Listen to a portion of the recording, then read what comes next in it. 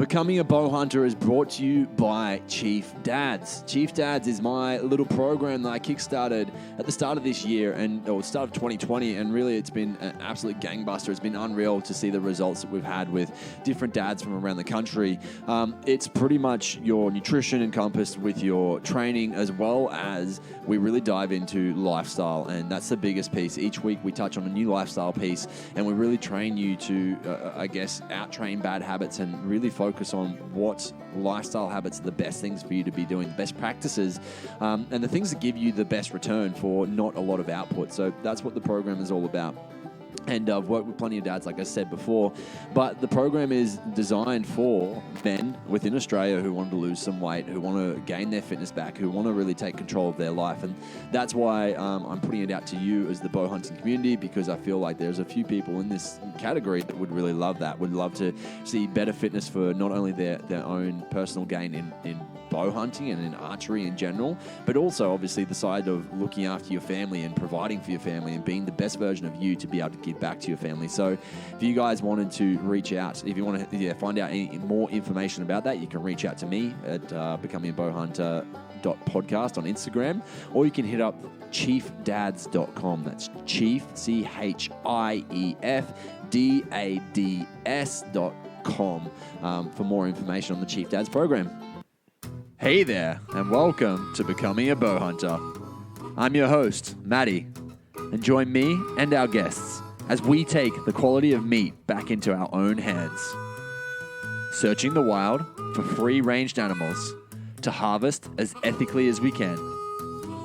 I interview a variety of specialists from the bow hunting community to help fast-track your journey as a bow hunter. So sit back, relax, and enjoy this chinwag on one of your favorite topics in the world, bow hunting.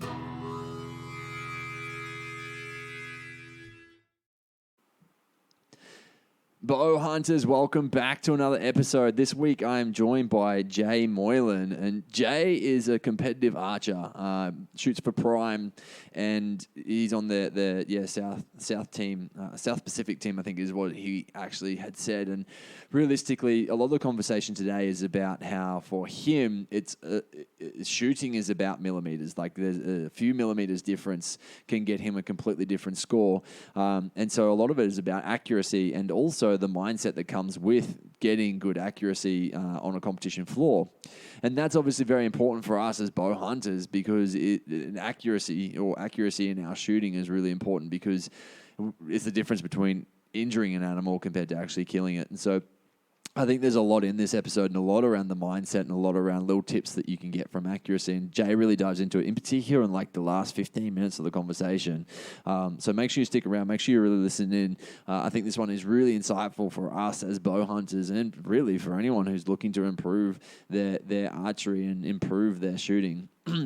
So yeah, guys, thank you very much for listening on in. If you are not already subscribed, please do hit the subscribe button. Outside of that, you can hit me up on Instagram. It's at becomingbowhunter.podcast. I'm always open for having a chat. Thanks heaps, team.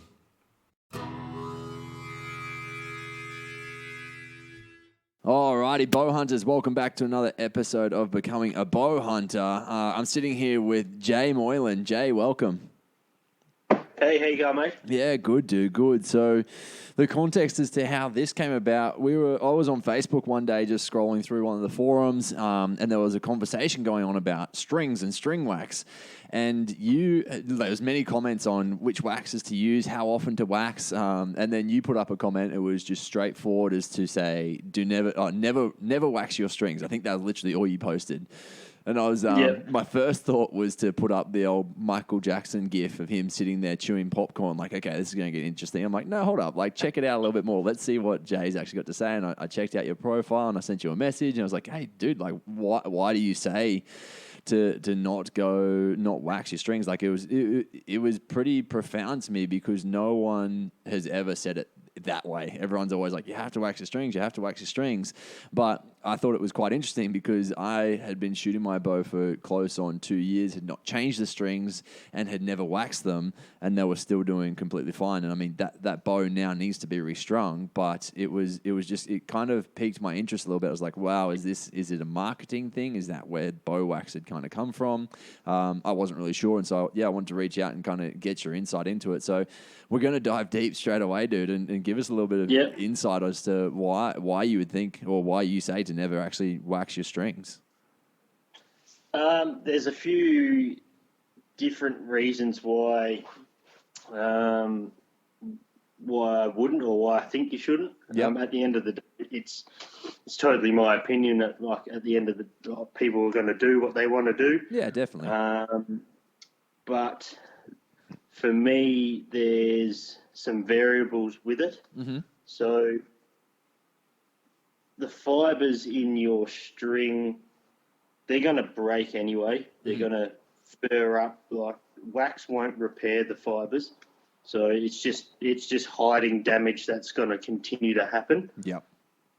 For me, if it's going to happen, I would rather see it happening. Yes. Then I can gauge better when, okay, that set of strings needs to come off or what have you. But then again, like, you know, for the arrow count that I have yearly, like, I would change a set maybe yearly, and I'd shoot thousands of shots a year. So it's not really a string damage thing per se that is the be-all and end-all for me. It's a performance thing. Mm-hmm.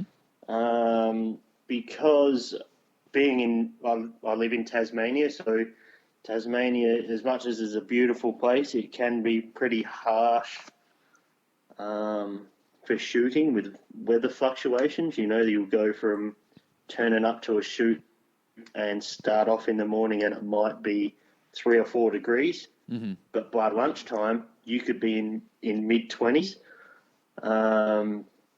So with introducing wax into your string, that wax will change with the weather and the heat. Yeah. So if it's cold, the wax is going to be solidified.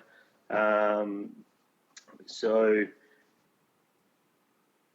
technically, it's probably going to slow down your string. And as the weather warms up, it's going to be more pliant, or even you can literally rub it out easier with your fingers or whatever. Yeah. And it's going to expand and decrease the size of your string, making it faster, slower, therefore, you know, change your sight marks. And as a competition shooter like myself, you know, where in my division there could literally be a point or two in it, you know, I'd want to be able to set my sight on whatever target, whether it be 3D, field, or target more. So it's more of a field and 3D thing, knowing that your number's going to be good. It's not going to hit high or low. The other thing with it is on a damage perspective is wax will lock in sand, dirt, dust, which is all very abrasive stuff, and it will literally lock it in there and help it the string eat itself from the inside out virtually. So yeah, that was going to be my question, you know, right? Like if you're out hunting with a bow and it's covered in wax, and you're then collecting that as you go, if you're crawling to get to an animal, if you're even just walking through the long grass, like, you're going to collect different fibers of everything. That's right, and it's going to contaminate that string, and the wax will hold it in there. Though there is, since that post you were talking about, there's a young fella in Sydney who's actually a string builder. He is a fantastic string builder. I don't shoot his strings, but I have done. And he will tell you the same thing. But he, on the hunter perspective, there is something that he puts on for, like, water, which was a new thing for me to hear of. That, like, if he says that's what works for him, cool. That's no dramas. Like, I would trust his judgment on it. Yeah. And so to stop the string from swelling, would that be? Because because it's a fibre, it will hold water. Yeah. And become heavier and slow it down, and Okay. it can you shoot it, you get vibrations and spray, and it causes a bit of noise and that sort of thing. So he puts some sort of lubricant on it somehow. It's not like from my understanding, it's very, very thin. Yeah. And it will keep the water out. Me, I don't care about water getting in my string. Like I've shot in torrential rain. Literally, you're never gonna get it all out. If I'm shooting in the rain and I've got time, I will literally pluck the string a bit, a couple of times, and sort of vibrate the string to get a little bit of water out. Knock the arrow, shoot away, do it again. Mm-hmm. Water doesn't seem to bother me too much. You're gonna drop. Generally, because of the weather and the water, it's going to waterlog anything anyway, so your sight marks are going to drop. More often than not, I'll just counteract that by giving it a couple of more, like, a metre to whatever, or to 2 metres, whatever, I will get it up to hitting the target, because it's going to be the same every target virtually. So, yeah. But the difference in that is minimal. Like, it's going to be minimal on target, but just pluck the string a little bit or give it a click or two on your sight. That's generally how I'll get around the water. But the wax and swelling and whatnot, in weather fluctuations like heat and cold and things like that, is a big one, because the variables can be quite big, and it can also make in different weather conditions, you can cause string rotation and all sorts of stuff. So it's just one of those things that I'd rather not have it in there. There's an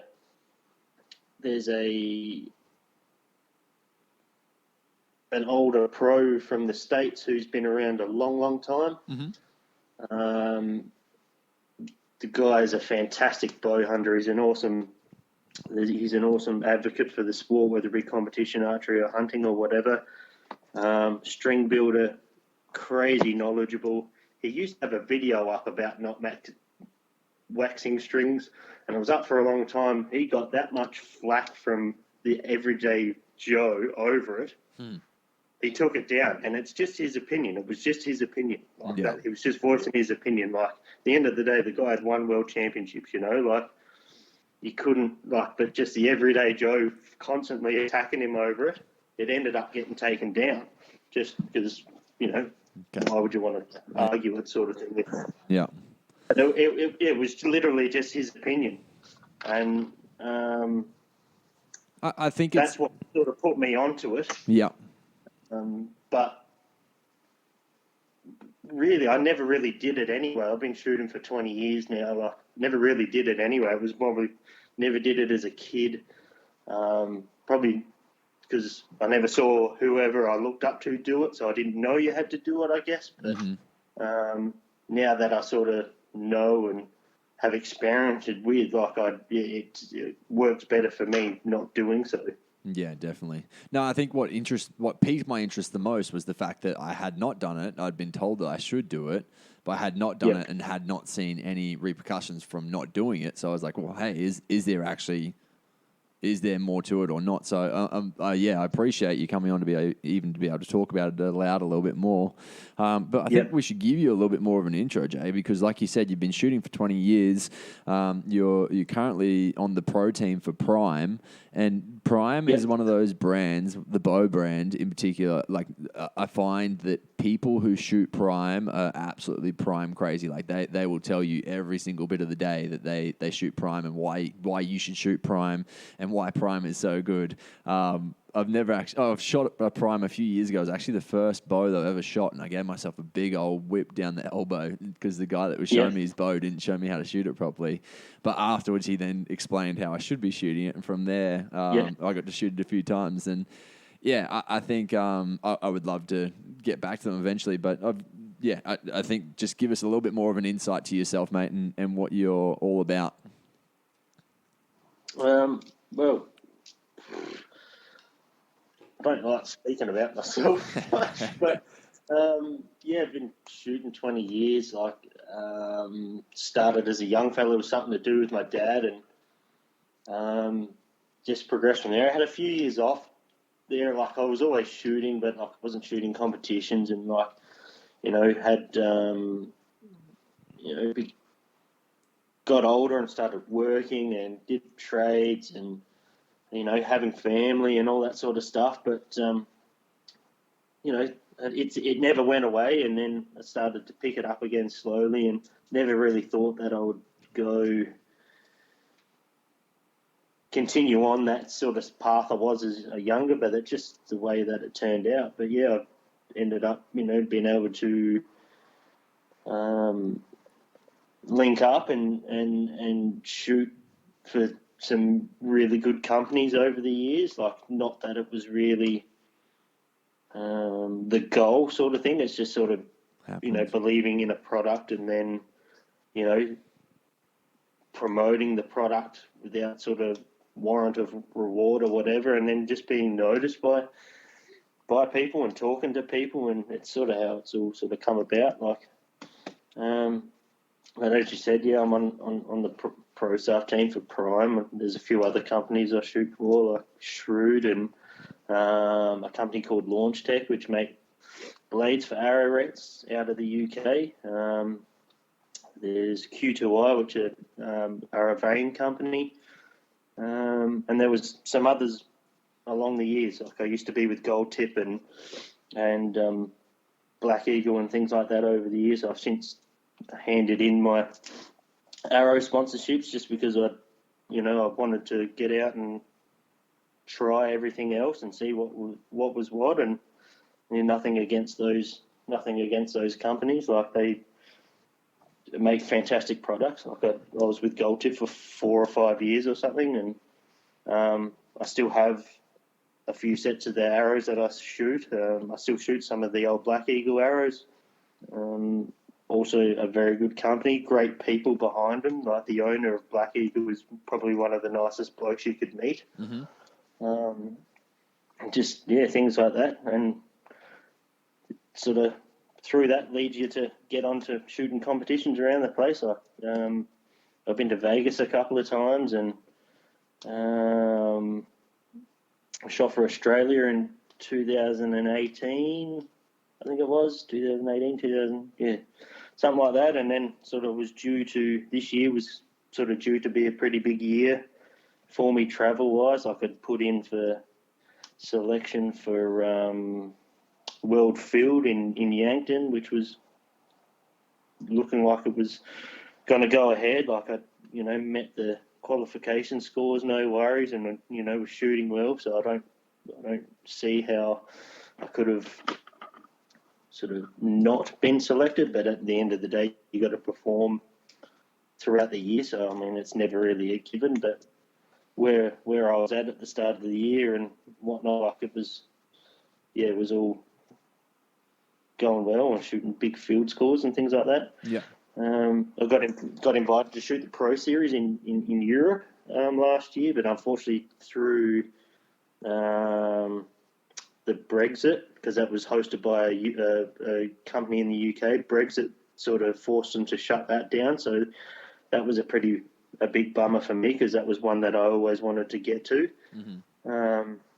And then to finally get an invite for it, I was like, yep, too good. Like, this is awesome. And I booked the trip, and then unfortunately they had to close it all down. I still went on my trip, and I shot a few competitions throughout in Ireland and the UK, and that was awesome. I caught up with some old friends that live over there and shot pretty well.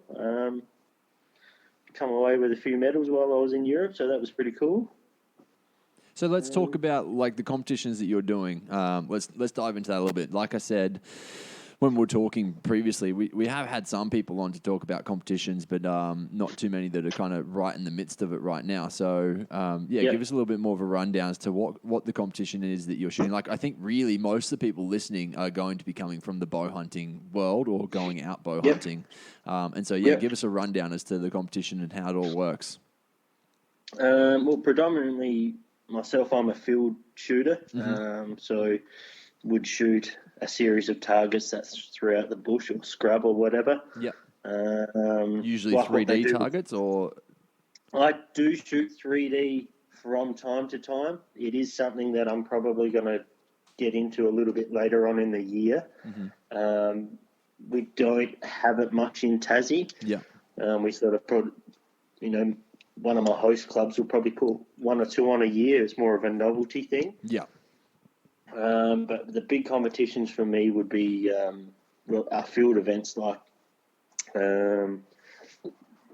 World Archery Field and IFAA Field, which is, round targets. IFAA is a black and white face, and then World Archery is a black and yellow at different distances.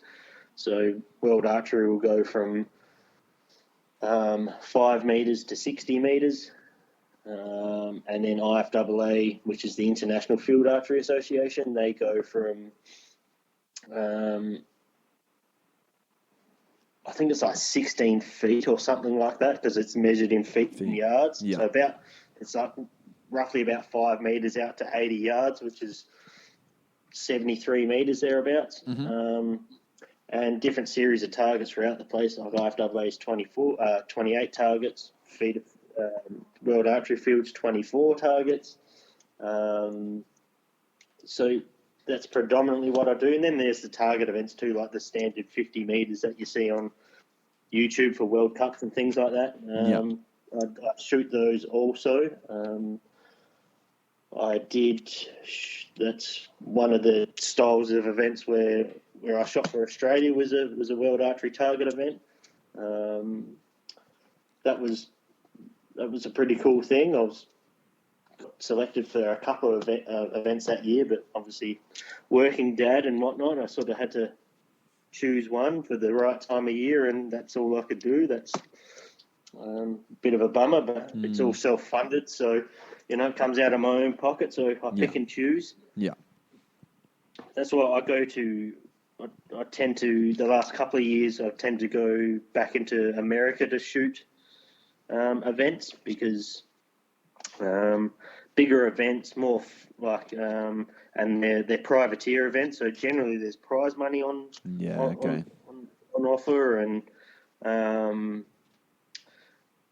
the leading archery manufacturers, they all back those events. So being that I do have arrangements with some companies, like they like you to get to those sorts of things, and but it's more to the tune of catching up with people that I know about the place, like just seeing what everybody's up to. That's one of the main reasons why I like to travel. Yeah. But yeah, it's interesting. I'm looking at the IFAA, just their website now, and yeah, it's pretty interesting. And so obviously the targets can be, they're a range. And you were talking about the colors of the targets before. Do they color coordinate it based on the distance, or it's all guessed by you? IFAA is a funny one, because they'll have their field round, what they call the field round, which is a black and white face, or a black and blue face. It's white and blue face, whatever it is now. And then that'll be one section of the event. And then the next day sort of thing, you'll shoot what they call the hunter round, and it's literally a big black piece of paper with a white dot in the middle. Yeah, You can't see the scoring zones on it at all until you sort of get up to it. So there's that. And then IFAA, they also have the animal round. So they have like pictures of animals that you shoot at. Yeah. Sort of like the ABA, that sort of thing. Yes. Which a lot of bow hunters would be into, being registered for a club and things like that. Yeah, definitely. Yeah, I've recently gone to a club, and that's what they've got kind of set up as a little walkthrough. Yeah. So they've got about 10 targets. ABA is a good deal. I do enjoy getting out for that. The ABA National Safari, or even like the state safaris that they do, they're always a bit of fun. There's people camping, going on barbecues, a couple of beers, that sort of thing. Yeah. It's generally a pretty good weekend. Yeah, definitely. It's what I really like, and what I'm enjoying finding out a bit more about, is the fact that it is such a big community, big but small, right? Like there's so many people that are into it, and everyone that's in it is everyone that's in it is actually really willing to help each other out, which I think is awesome. Yeah, more often than not, people are generous with their knowledge. Unfortunately, there's a few out there that are not, or will put you on the wrong track. Yeah. But like anything, that's going to happen, and those people are pretty easy to weed out. And so let's talk a little bit more. Like, when was the turning point for you in regards to your, like, because essentially you're doing it as a sport. You're doing it for accuracy, and like every centimeter really counts, or every millimeter even really counts for you. And then, like, I, in my mind, I kind of think that there was a bit of a turning point as to when you were shooting okay to like, hold up, I've actually got something good here.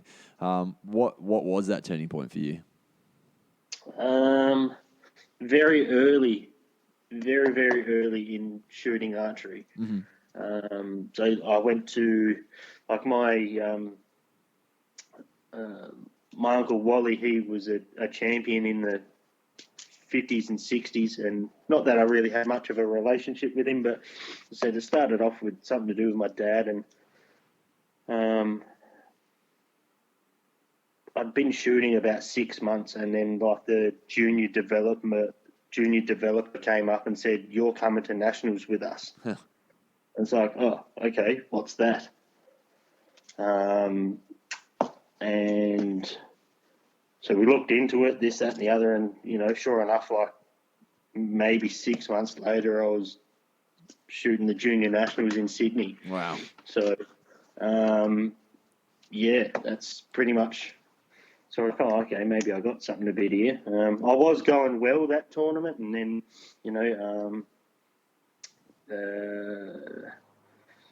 why they hold junior nationals in January in the height of summer, I don't know. Probably there would have been easy 15 to 20 kids, heat exhaustion, passing out. Oh, wow. Unfortunately, I was one of those. I did finish, but where was sort of holding a strong second and creeping up on first put me way back down when I started missing and could barely stand up. But the experience was awesome. Like I met lifelong friends that week. Yeah, wow. Like I still talk to my competitors from that week. That's awesome. That's really cool. But yeah, that it sort of was identified early on, and I followed that through until sort of 18 or 20, and then started working. It slowed down a bit. Yeah. And so, like, did you have kind of a mentor that was helping you out with technique and with like improving accuracy to any point? Yep, I sure did. There was a couple of people about the place who I was lucky enough to spend time with. There was a fella named Malcolm Norris who was an awesome shooter that was at my home club. Like, he would always set up my bows and put me in the right direction, and a lady who was sort of like the come and try coach there. She was a phenomenal shooter herself, but had this weird knack of putting me in the right frame of mind, which was also good. Her name was June. So June and Malcolm at my home club back in South Australia when I was a young fella, like they were a big influence. Yeah. And then there was like the shooters at the time. So a fella named John Hartley. He's still not that he shoots anymore, but to me, I will still turn around and say he was one of the greatest shooters I ever saw. Yeah, wow. He just had it. Like he was textbook in what he did. The knowledge that still comes out of that guy. Like, I've just managed to bring his daughter back into archery like recently. So, she sent me a photo of him the other day, like of him working on her bow and all that sort of stuff. So that was pretty cool. But yeah, the knowledge that came out of John was crazy. Like, I'm pretty sure he even wrote a book about like fletching arrows and arrow spine and things like that. Like, he was a very, very, very big influence for me. Yeah. and then there was a couple of others kicking around the place. A fella named Clint Freeman, who's from Tasmania. Mm-hmm. He, in my opinion, is probably the greatest shooter ever. He's the first man to shoot over 1,400 at a 90-metre feeder round, which happened in Hobart. You say 90-metre? Yeah, 90-metre round. So wow. It was the feeder round, so it goes 90 metres, 70 metres, 50 metres, 30 metres. Yeah. And Clint was the first person to shoot over 1,400 in that round. So a perfect score being 1,440. Clint was the first person to shoot over 1,400. Mm-hmm. And that happened in Hobart, which is pretty cool. Yeah, that's so awesome. There was that.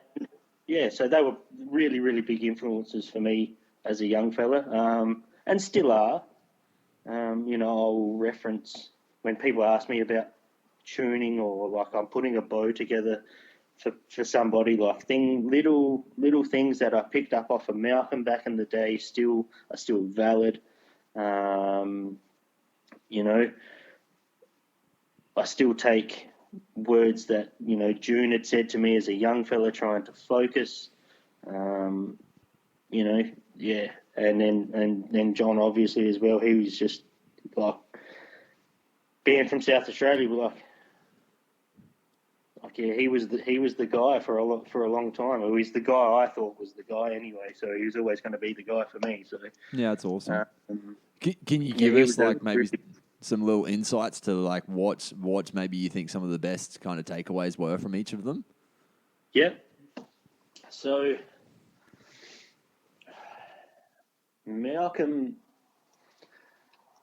used to do things like he used to have this old Browning bow that he won as a raffle, and it was just this big old heavy riser and big deflex, like a big deflex riser and long limbs, and had these tiny little round wheels on it.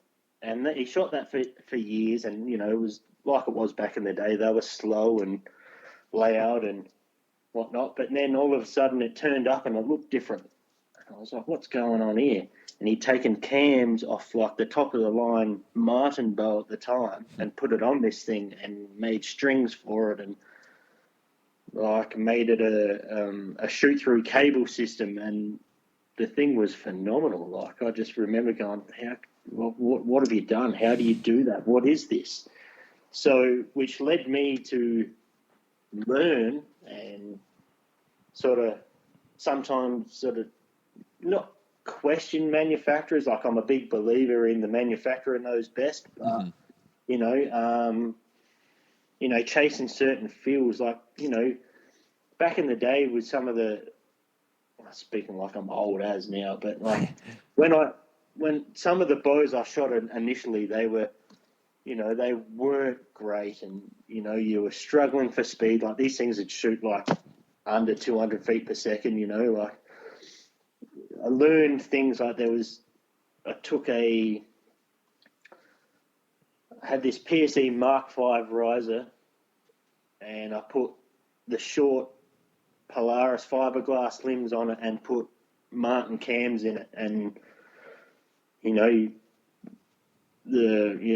Dacron strings and things like this, and we're shooting at a blistering 230 feet per second or something like that, But you're just learning things like that, going, tweaking things to get either better holding weight or a better arrow trajectory or a better feel. Feel is the big thing for me. I'll take feel over a bullet hole in your paper tune any day of the week.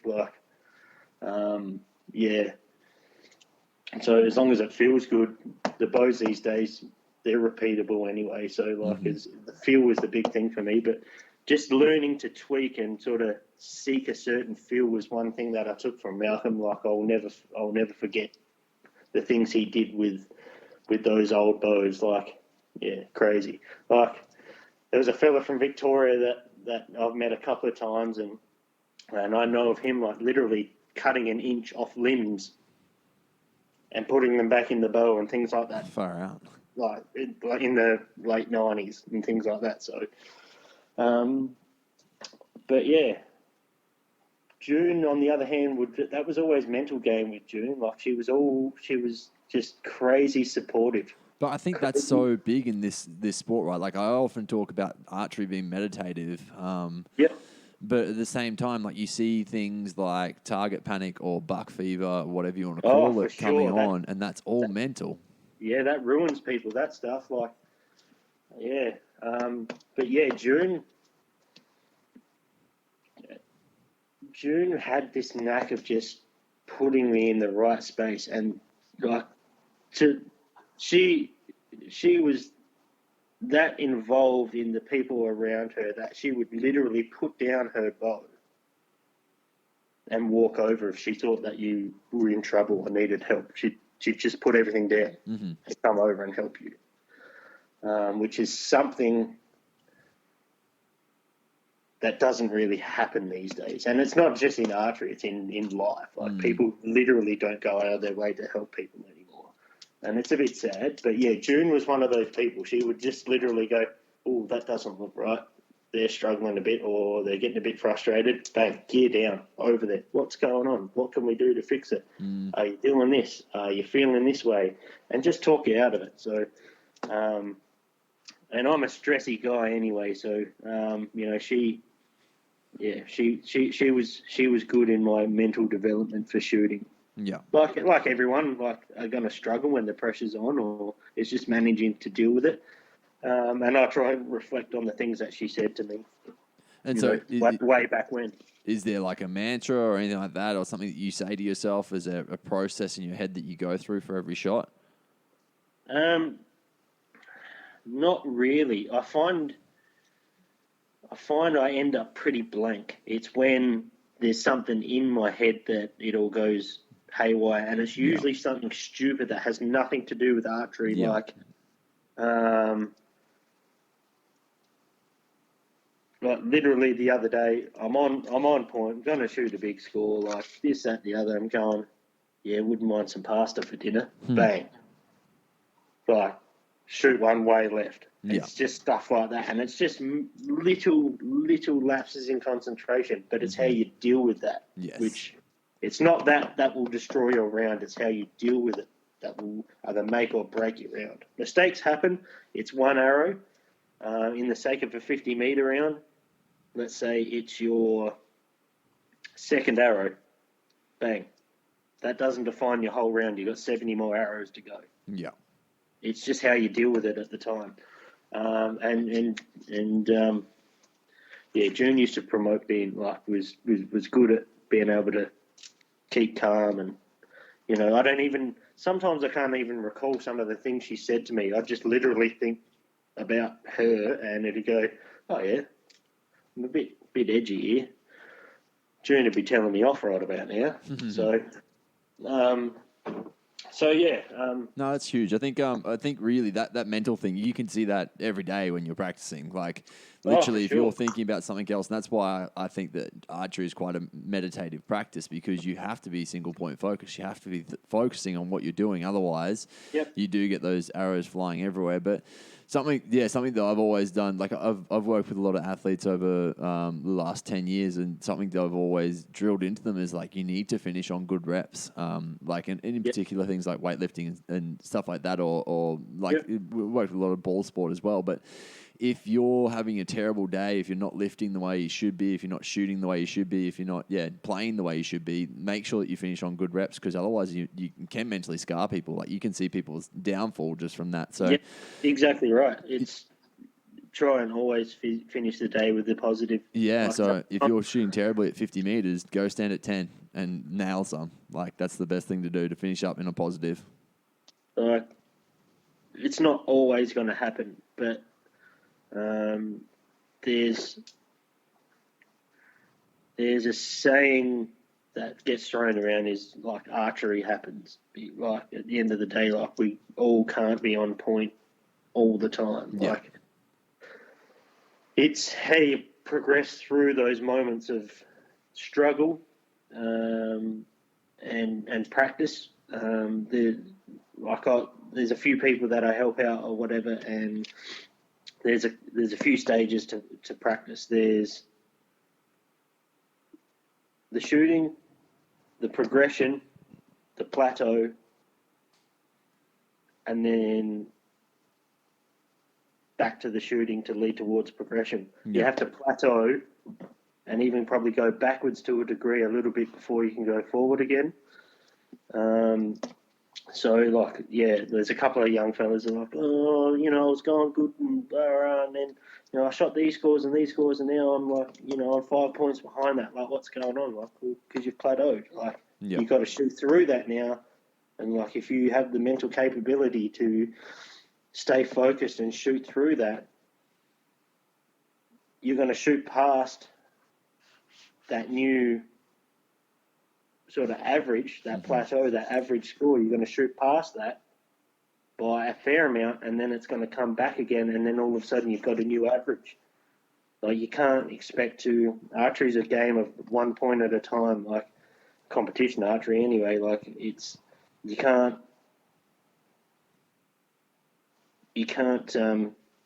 expect to just like leap forward in huge bounds, like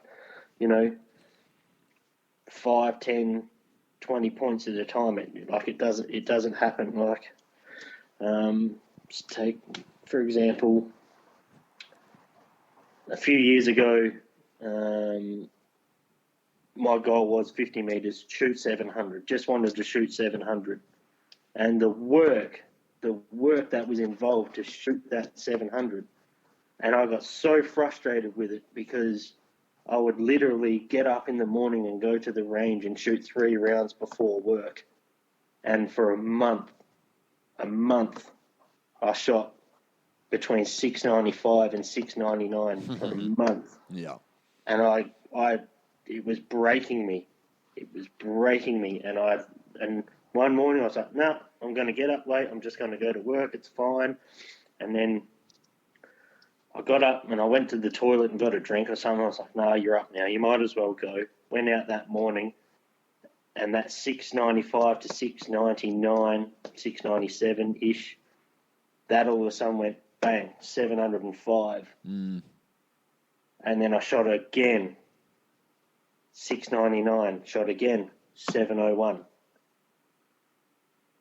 So, but that was literally 3 to 4 rounds a day for probably 5 weeks from being that 690 mark going, it's only 10 points away. Like, it's not that much. I can make that up easy. Yeah. That's just, a couple of less, bad shots. Those 5 to 10 point jumps are massive. Like, the work that's involved, it's just having the mental capability to shoot through those and look for the new average. And so for you, like, if you were to take a week off shooting or 2 weeks off or a month off, do you see that there's a lot of difference? See,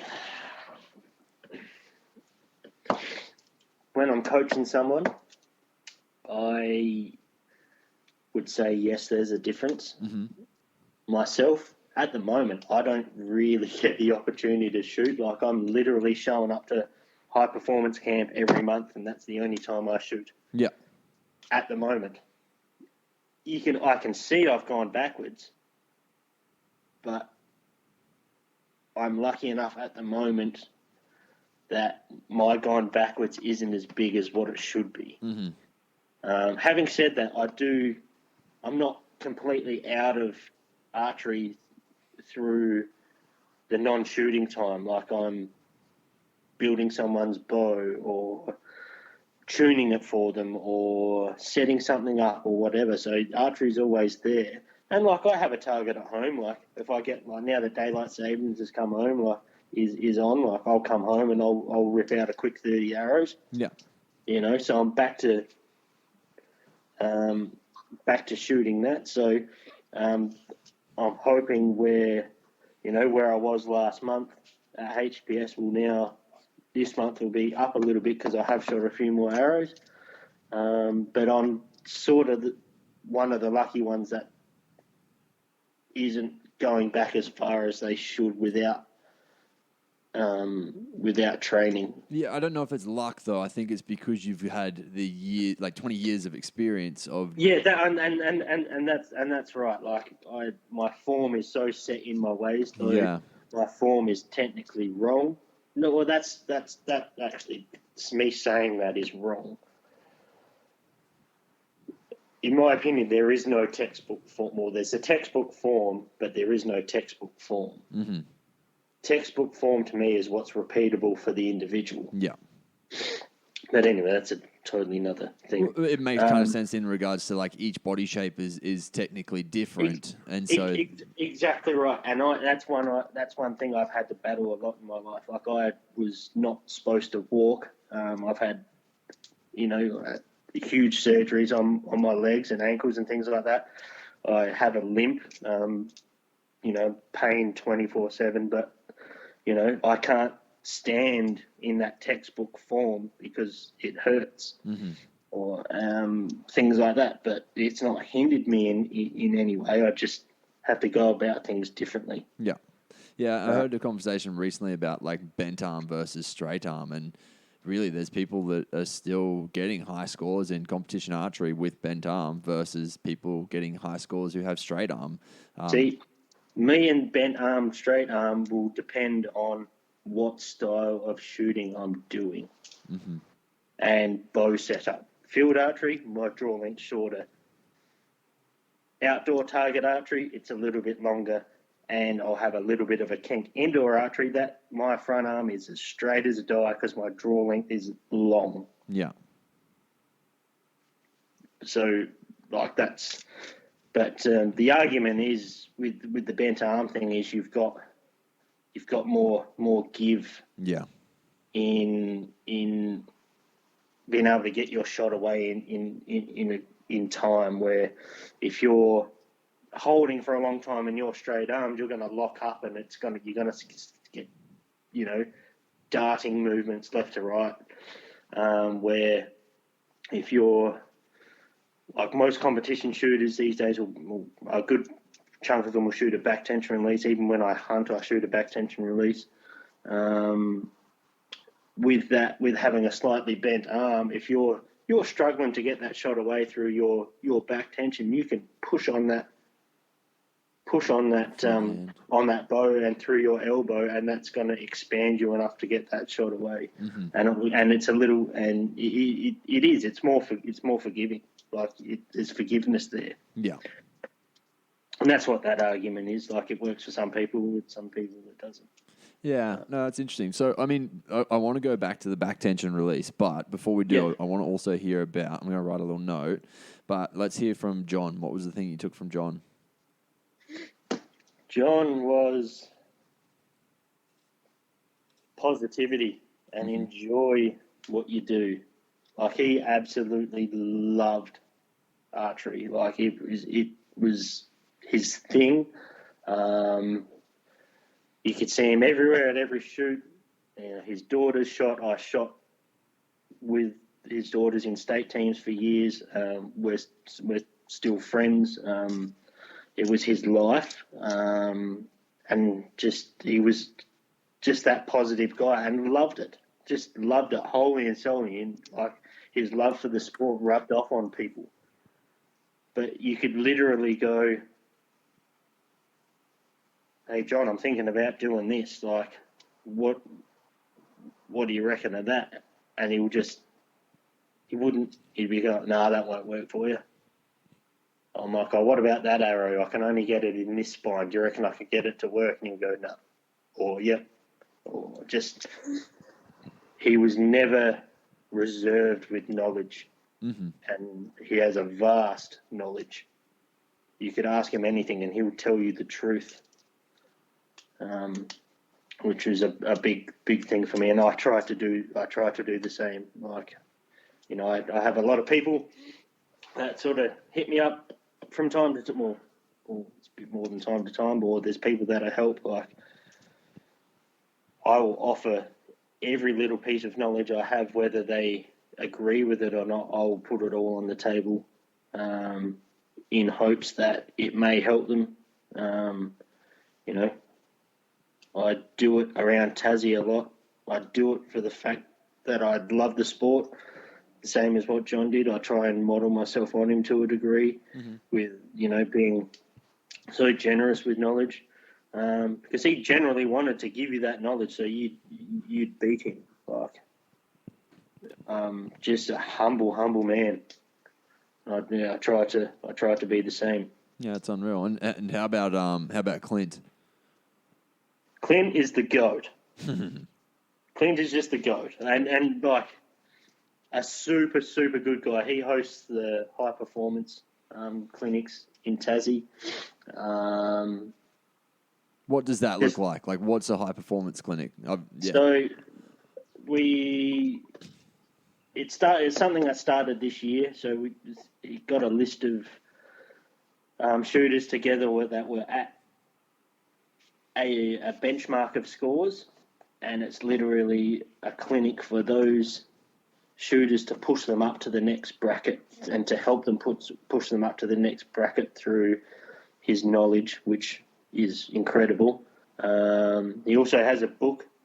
It's called Archery My Way or something like that. That's insane. Give it a read. There's a really, really good section about target panic in there.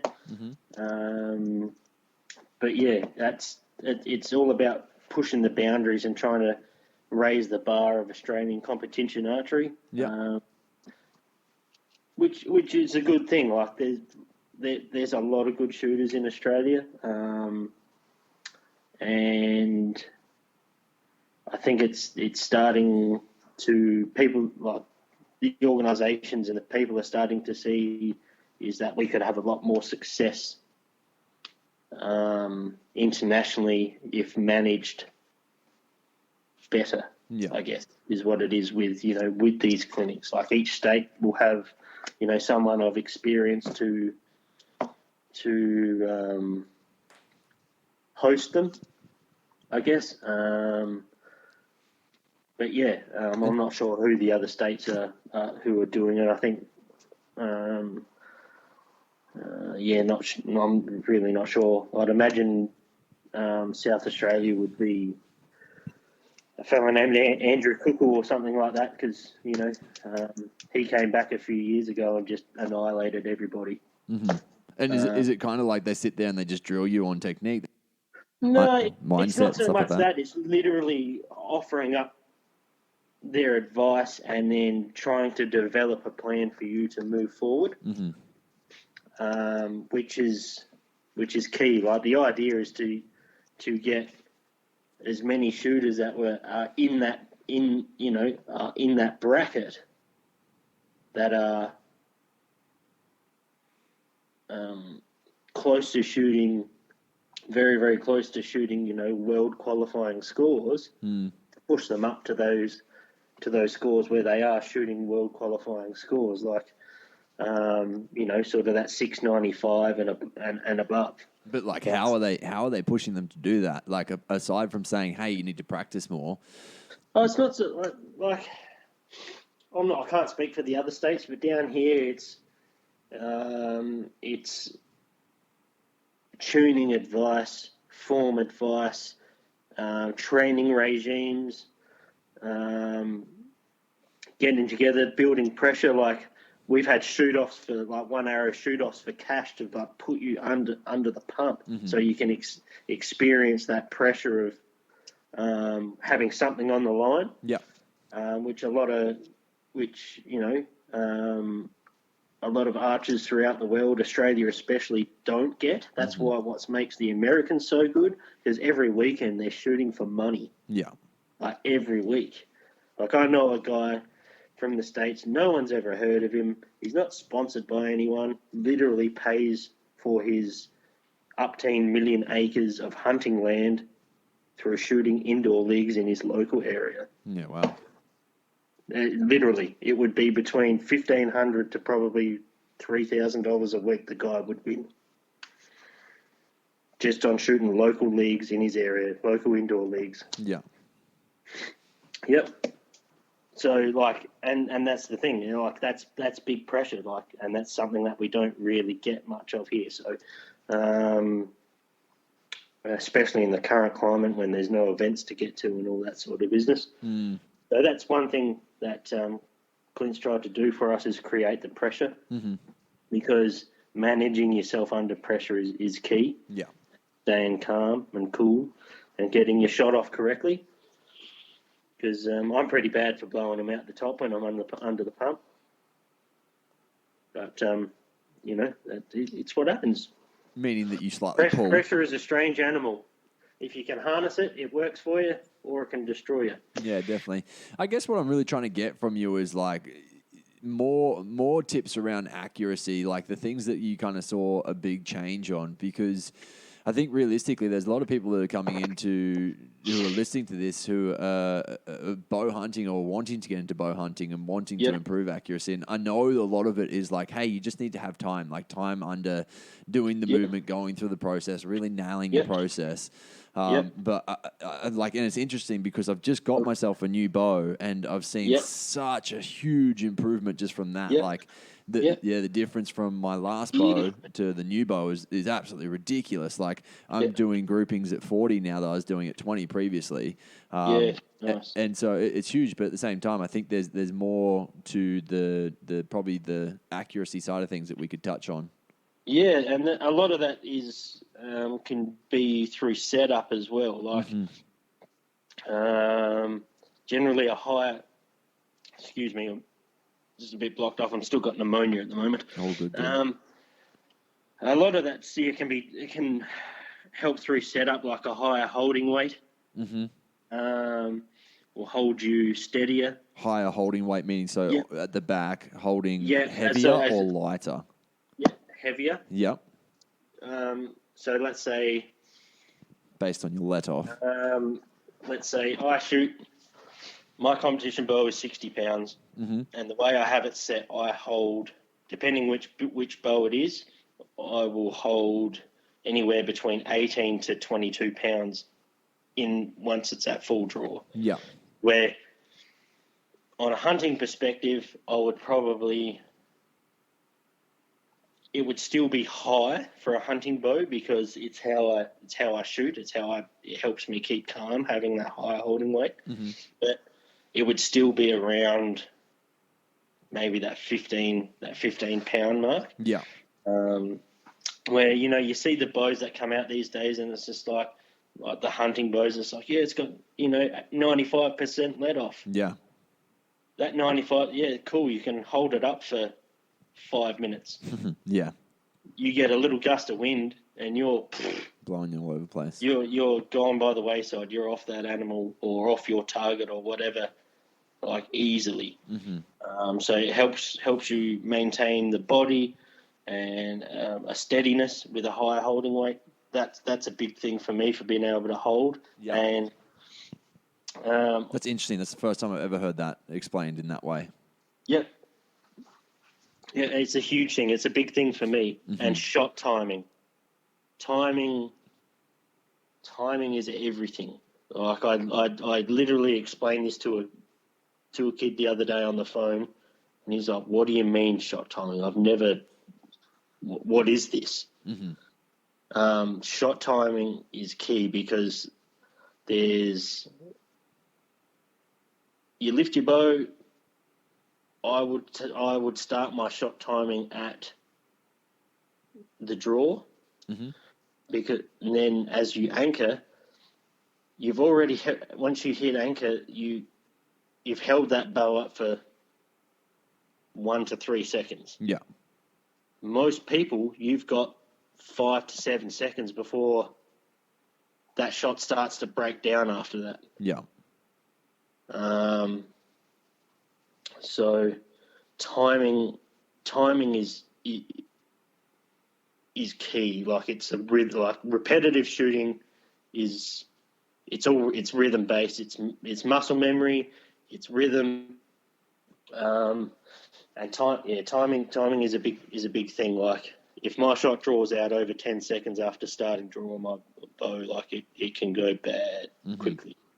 But with a lower holding weight, you get a little bit more shot timing because the body doesn't tire as quickly and whatnot. But you would probably sacrifice on some steadiness.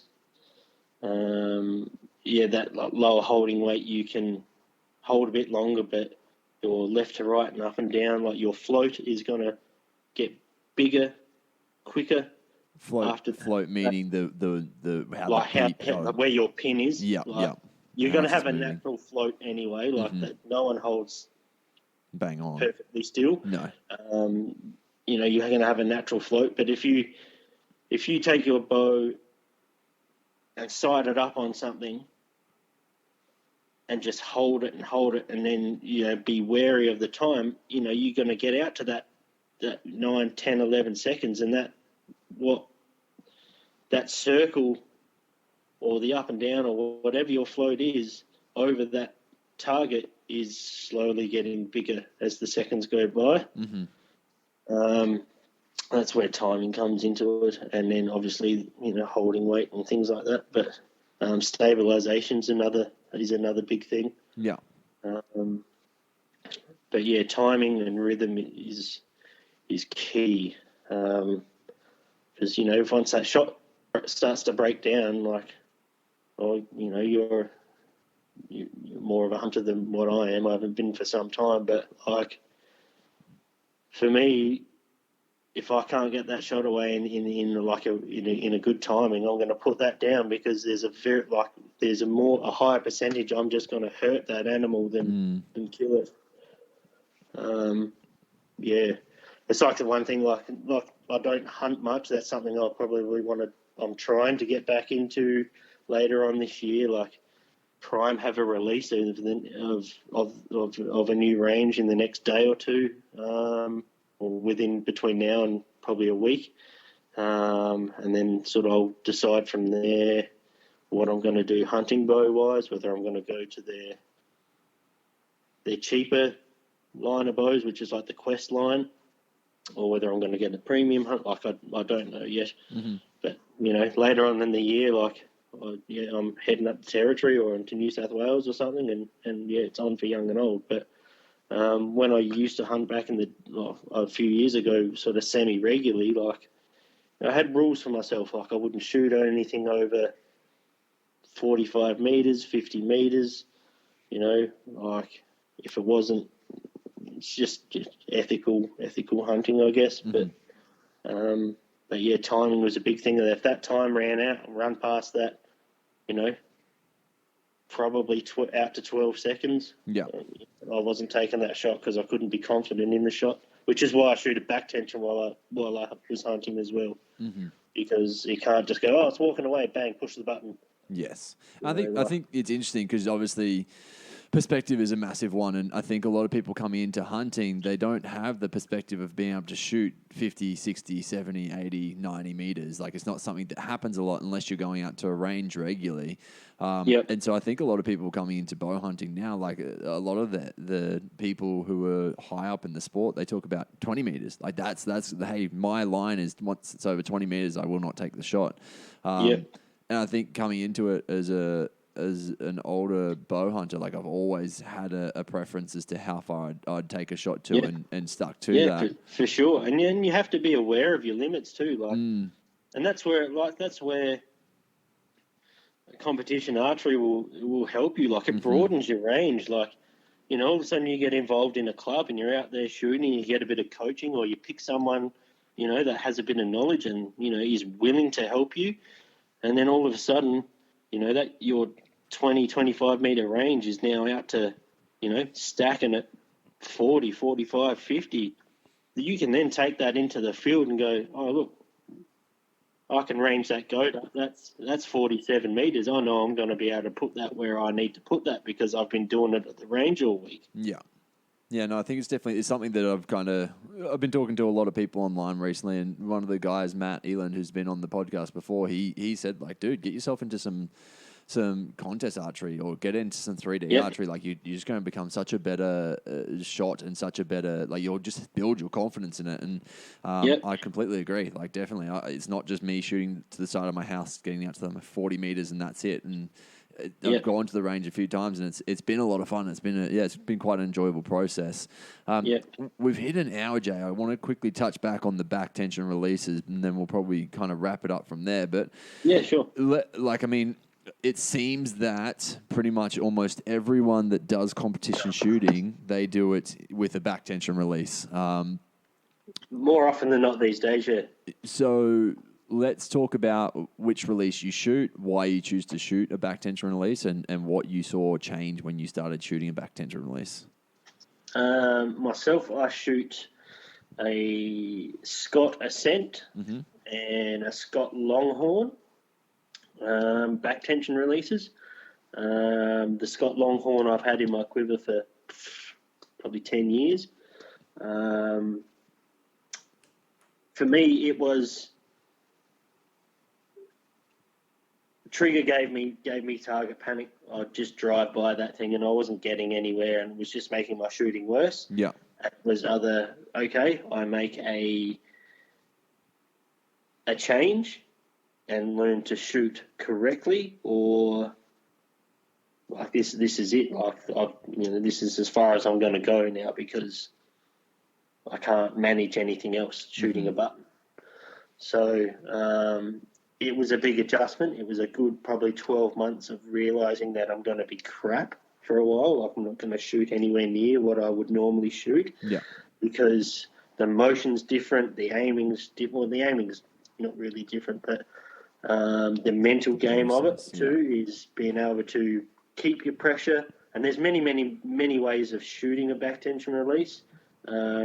Myself, I probably mix 2 or 3 ways into one. But it gives you a sense of calm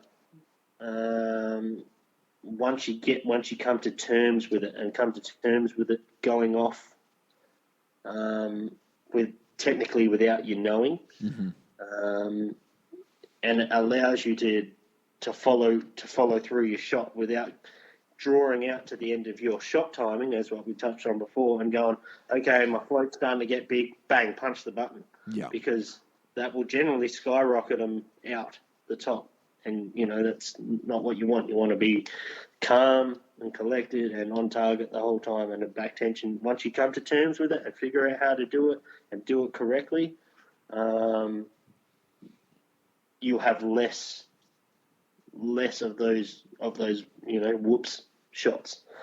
And it's important, especially on the competition trail, or for myself, like I'll hunt with one, because if I get excited over something and hit that button, like I don't know where it's going. Yeah.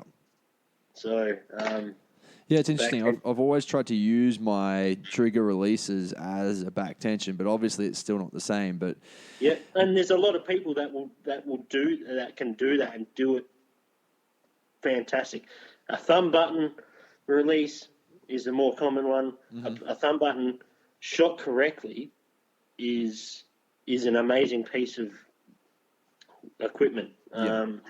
Shot correctly is great. There's a few people in the world that do it phenomenally. Like Martin Damsbo from Denmark.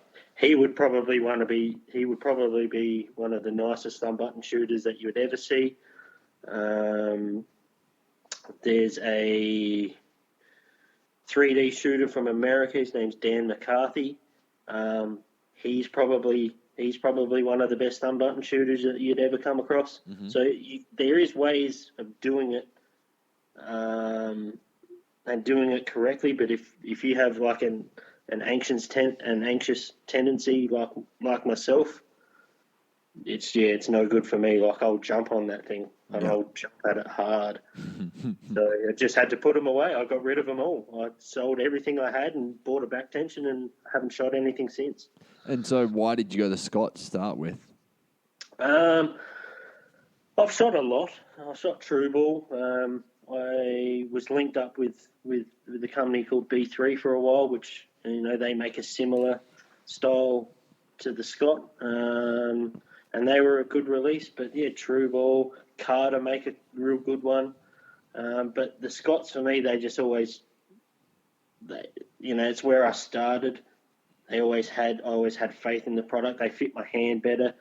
And they've always been at the forefront of technology for back tension releases. Like they come up with something that works, and it's either stayed the same or improved on. Yeah. So, for me, when it comes to back tensions, I think, Scots have always been my favourite. Truebill make a lot of good ones, work perfectly good. Some of the heads on the Truebill, I don't like the way they actuate. They don't suit my shooting style, so, they got put away or sold off. Mm-hmm. Scots is always the way the hook comes around on the moon and how they move. It's always worked better for me. Yeah, it's interesting. I think, realistically, pricing-wise for your back tension releases, you're probably not going to get anything under $200, right? You can. I'm pretty sure Scott released like the original aluminium longhorn, like 3-fingered longhorn again, and I'm pretty sure they're just under a couple of $100. Yeah, okay. Maybe they might be flat on 200. There are a couple of options about the place that might be under that. Might not be the best options, but there would be some about. But the good thing about releases is compound shooters and release aids. We all love them. We love to buy them. We hate them, and then they're straight back on the market. You can literally buy a back tension release aid from someone that's shot 3 times, and they put it back in the box and go, "I don't like it." Yeah. And then that $350 back tension release is now $200. It's always going to be. Compound shooters, we're a strange bunch. We're always going to look for something else to better us and go, yep, this is going to be great. So-and-so shoots that. I'm going to get that. Bang, shoot one shot. Ooh, don't like that. Back on the market. That's hilarious. Archery Forum, they're always going to be on there. There's Facebook pages just like dedicated to release aids now. Yeah. I literally just jumped on Facebook but had to turn it off because it was making too much noise. I was going to jump on the buy, swap, sell. Yep. There's always heaps on there. And then you've got shops that'll trade them in. Like, I know Marcus at Urban Archery in Melbourne, like his personal release aid collection is insane. Like, they're just, there's hundreds of them. But, like, he trades them in. Like, just ring him up and go, I need a 3-finger or a 4-finger back tension. What have you got? Yeah. And he'll tell you. And, like, there's literally, not that I've been able to get over to Melbourne because of COVID, but, like, I'll go visit regularly when I can. I'll walk in that store and there's literally a basket next to the rack with all brand new release aids. There's a basket that sits there and it's full of traded in release aids between probably $50 to $200. Yeah, wow. Like, so there are avenues to get into high quality back tension release aids for not much money. Yeah, there you go. No, that's cool. And like, do you think swapping to release aid was one of the best things you did for your actual archery shooting, like competitive shooting? I was always a compounder. Like, I did my beginner's course. I did 2 weeks of shooting recurve, and I thought this was the greatest thing since sliced bread. And then third week came around, I launched one arrow with a compound, and I turned around to June, who I spoke about before, and just went, wow. And that was me. I was sold after that. No, sorry, shooting your back tension, do you think that was the thing that was it the best thing you ever did, sort of thing? Oh, for sure. If I didn't switch to back tension, I would not be shooting today. Mm-hmm. And that's the realism of it. I would have given up archery a long time ago if I did not change to back tension. I would much rather enjoy my shooting and shooting a good shot for me, whether it's textbook form or whatever, which it's not. I know it's not, but it works for me. I would rather feel good in my shot and miss than shoot an incorrect shot and hit the target. Yeah. Because that was luck. That incorrect shot hitting the target was luck. Yeah, no. So I'd rather be good in myself and know, okay, I'm just off, but I shot a good shot. There's something else going on, like I was, wind, or I was leaning over a bit too much, or whatever. Like, it's a game of millimeters, but yeah, I'd sooner rather hit left or right shooting a good shot than shooting a bad one and hitting the 10. But we all do it. Like, sometimes you get away with one, so we say, but it shouldn't be the norm.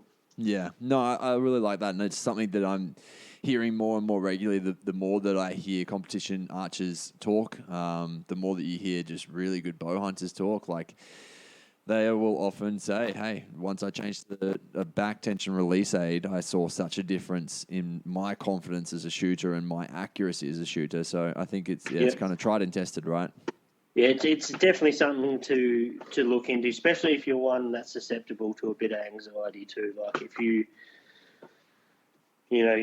got your pin on an animal or whatever, and then all of a sudden your heart's pumping and then you're just shaking. Like, what are you going to do? You're gonna rip that trigger and then probably miss. Where, with a back tension, you've got no choice but to follow your shot. Yes. Because if you don't follow the shot, it's going to miss. Mm-hmm. So it's going to miss if you don't follow your shot. So you follow it through correctly, and then more often than not, like, you'll get to the point where it'll be a couple on target and some wayward ones, and it'll be 3 on target and some wayward ones, and then all of a sudden that wayward one will be 1 in 20. Yeah. So. No, that's cool. Well, Jay, thank you very much for your time, dude. I really appreciate you coming on. I think it's been good. Been very insightful. Yeah, definitely that whole the weight holding at the back. That's very interesting to me. Like I said, just got a new bow and was talking to the guy that I bought it from about where to be sitting, and he's like, "Well, mate, it goes all the way up to 90% let off. Like, if you want, we can dial it back to that." I'm like, "No, I actually don't. Like, I think it'd be too weird for me." But I'm glad I didn't, based on that as well. Yeah, that's right. And it's a big holding weight is a big thing for accuracy, because if you're literally resistance up against that wall, holding it back at full draw, it will hold you steadier. But then, like, if you've got that 90% let off, you don't feel when you creep forward, and then all of a sudden you've lost them feet per second, and then you're hitting low or missing. Like, holding weight is key. Holding weight and shot timing. Yeah, no, I love it. And so, are you on socials at all, Jay? Where can people follow along? Yeah. I have a Facebook page which is generally always, like, it's pretty private because I share a bit of family stuff on there. But just type in Jay Moylan and it'll come up. It'll say that I live in Boston, Massachusetts, which I don't. I don't know why it does that, but that's what happens. I have an Instagram which is JMO Archery, same as YouTube. I have a YouTube channel which is JMO Archery. There's some bow setups and some tuning and just knick-knacky stuff. But, like, if there's anybody or yourself or whatever just, feels like they want to hit me up in any way, shape or form, like, I'm always there to have a chat to or bounce something off or give an idea or whatever. I won't turn you away. Whether, you think I'm worth listening to or not, that's totally up to you. But, like, if, the door's always open, like, just hit me up if you want to ask me something or get an opinion on something. It's always there. That's awesome. Were you saying JM Archery? JML? JM. No, JMO. JAYMO. MO. Yeah, okay. Sorry, I was just trying to look for it at the same time. I couldn't find it. JMO. Awesome. JMO. Awesome. I'll put that in the show notes as well. But no, thanks heaps for your time, dude. I really appreciate it. Not a problem at all. Thanks for having me on. I'm not sure how much you got out of it or whatever, being that, he's a bow hunting guys and all that sort of business. But no, I mean, I think every little bit helps. And really, like, at the end of the day, people don't want to go out and injure animals. And so I think that's where we learn a lot from people like yourself that have been doing it for accuracy for years, where we can take away any little insight that would really help us out in that situation. I think it can be the difference for it's a lot of heartache for a lot of people. The main thing I could probably that you could probably take away that I can tell people is seek someone who value their opinion. And if you're shopping at a shop at the shop that will help you, and that you feel sets you up correctly. Because if you're not set up correctly, God knows what you're going to do. So always seek advice, and try and seek advice from people who you value their opinion. Yeah. Whether it's me or someone at your club or someone else you've seen on YouTube or whatever, if you appreciate what they're saying or whatever, it's always good to most people will always talk to you about it. Mm-hmm. So just seek people that you value what they say. Yeah, that's perfect. I love it.